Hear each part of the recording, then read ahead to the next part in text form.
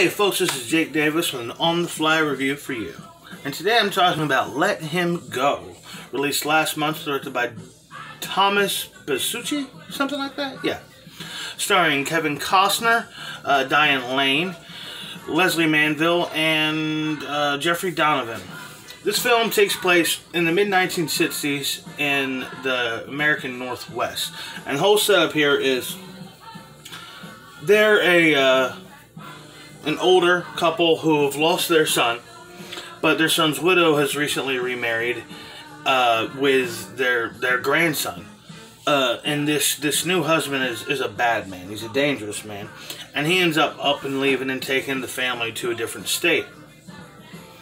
So they basically decide that they're going to go to this other state, at the very least, see their grandson, and of course find that the guy's family is very, very dangerous people and really awful. It's a great thriller, very gripping, terrific character work, hell of a script, art direction, costumes, score from Michael Giacchino, but the real fucking nugget here is Diane Lane's performance. I mean, last year I boldly predicted that Brad Pitt would win the Oscar for Once Upon a Time in Hollywood as soon as I saw the film, and he did. I'm not going to be that bold with this, because I kind of think that there's going to be a lot of worshiping to the new gods in Hollywood, which is, of course, streaming services. Yeah, she's not nominated. It'll be a damn shame. It'll be utter blindness, quite frankly. Costner's terrific. Costner, it's great to see how Kevin Costner, his career had basically washed up in the late 90s, and then he gets cast as Paul Kent, and it's like everyone is ready for a Kevin Costner comeback. That was so cool. But yeah, I thought this was just the most compelling, gripping movie, the best movie of the year, in my opinion. The best movie of 2020 that I've seen so far is Let Him Go. I have high hopes for News of the World, to be honest with you. Because, I've wanted to see Tom Hanks do a Western for, like, the last 20 years. And yet, on top of that, it's Paul Greengrass is directing it. Who's already a phenomenal director. But the last time him and Tom Hanks were together, they made Captain Phillips, which was an instant American classic. Anyhow, 5 stars. Easily. Blows everything else out of the water from what I've seen this year so far.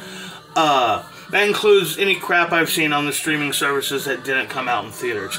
And there's been some good movies this year, particularly for horror and comedy. There were some, especially horror comedies, movies like Freaky and Love and Monsters. Those are some of my favorite movies of the year, quite frankly.